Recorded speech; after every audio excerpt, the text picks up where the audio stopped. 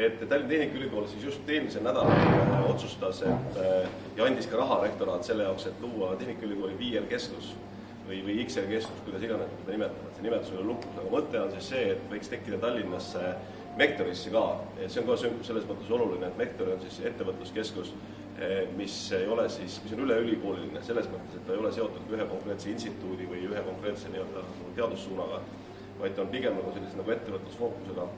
Ja et luua sinna selline XR-keskus, mis siis oleks kompetentsikeskus, mitte ainult siis Tallinna Tehnikaülikooli jaoks, vaid tegelikult natuke laiemalt. Et see probleem, ja ütleme, mida me nagu tahame tegelikult on see, et me tahame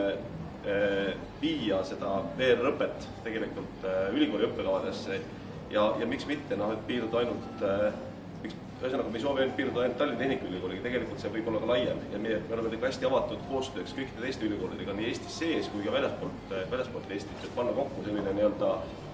VR kõigepealt alates sellest, et teadmine selle kohta, milliseid aplikatsioone, milliseid projekte üldse maailmas tehakse, et ka siin näiteks paar nädalat tagasi Tartus külla tulles ma leidsin, et Tartu Ülikoolis tehakse mingid väga ägedaid mehhatroonikute projekte koostöös mingi Poola ülikooliga, millest Tartu Ülikool ei saa mitte midagi, sellepärast et nemad mehhatroonikuid ei õpeta, aga küll õpetab nüüd Tallinna Tehnikaülikool, kus aga seda teavet ei ole, et selline aplikatsioon on näiteks saadav. Et ühesõnaga, lühidalt öeldes tahaks teha seda inforingi, infovahetust ja tahaks olla tõesti nagu see kontaktpunkt, kus siis osatakse need ettevõtted kokku tuua, kellel on vajadused ja osatakse neid siis lahendada tudengiprojektidega ära lahendada need probleemid ja need projektid ka mitte siis ühe ülikooli keskselt, vaid vastupidi, et eesmärk on just, et igas projektis oleks võimalikult palju erinevaid tudengeid erinevatest koolidest. Näiteks eile väga hea näide Kaitseväe Akadeemia ütleb, et neil on vaja näiteks üks hea näide, kuidas me saame ka erinevad kõrgkoolid koostööd teha, on näiteks Kaitseväe Akadeemial on vaja teha 360 kraadi videosid oma siis õppeotstarbel, miks mitte panna tudengid kokku ja lasta ühe tudengi projekti näiteks selliseid asju teha ja miks mitte, kui on keegi, kes soovib sinna juurde näiteks ettevõtte poole pealt tulla ja natukene mentordada ja kui see tellija on olemas ja tellija on valmis reaalselt raha sinna sisse panema, ma arvan, et seda tüüpi asja me just nagu otsiksime. Aga lühidalt kokkuvõttes, et miks ma nagu praegu just tulin ja selle sinu teemaga seoses, et ma arvan, et tegelikult natukene see Mektori VR-keskus tahaks olla natukene nagu see asi, mida sa kirjeldad. Ainus asi on see, et meil on see ülikooli silti juures, et me ei ole kommuunipõhine. Et natukene me tahaks selles mõttes seda rolli võtta, et see oleks see esimene keskus. Kui sa mõtled nagu VR Eestis, siis mõtled, okei, esimene koht peale selle EVR-i Facebooki grupi ja kodulehe on siis nagu Mektori VR-keskus või Mektori XR-keskus. Sa helistad sinna või produtsent helistab sinna ja meie viime kokku õiged inimesed. Et me teame, meil on see võrgustik, me teame üksteist ja me teame ja oskame siis vastavaid projekte teha. Et see on see, kasutades väga head võimalust, et me nüüd kohe hakkame kokku panema kogu seda keskuse täpsemat kontseptsiooni ja juba täna otsime inimesi, et kui kellelgi on soovi Tallinna Tehnikaülikooli seda valdkonda nagu vedama tulla, siis hea meelega andke mulle teada, andke mulle märku ja räägime sellest lähemalt. Äkki sa paari sõnaga räägid sellest keskusest ka, ma saan aru, et väga palju on lahtist, aga mis on see, mis mis see tuleb, et meil on tegevussuundade on täna mõeldud,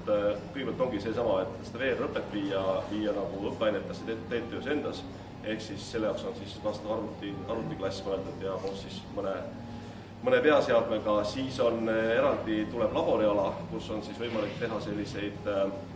ongi need samad tudengiprojektide mõte on see, et tegelikult saavad tudengid broneerida need arvutid ka pikemaajaliseks, kui on mingisuguseid start-up'e,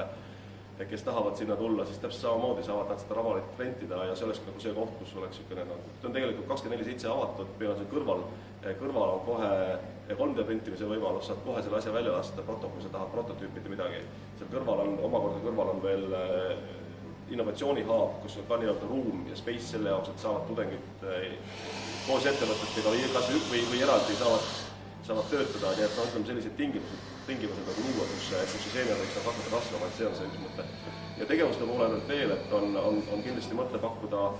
koolitusi, ehk siis nii pikemaid kui vähemaid koolitusi erinevas valdkonnas, et alates siis sellest, et kuidas 3D modelleerida kuni siis selleni välja, et kuidas seda siis lõpuks VR-i viia. Ja on suund ka tõenäoliselt kellegiga koostöös, et me päris üksi seda ei tee, aga on mõtteid selles osas, et teha nagu lastele selliseid tehnoloogiaalaseid töötubasid ja selliseid asju. Kuna üks Vektori eesmärk on ka laste huvi suurendada selle tehnoloogia valdkonna ja selliste asjade vastu. Et siis ka seda me kindlasti nagu teeme.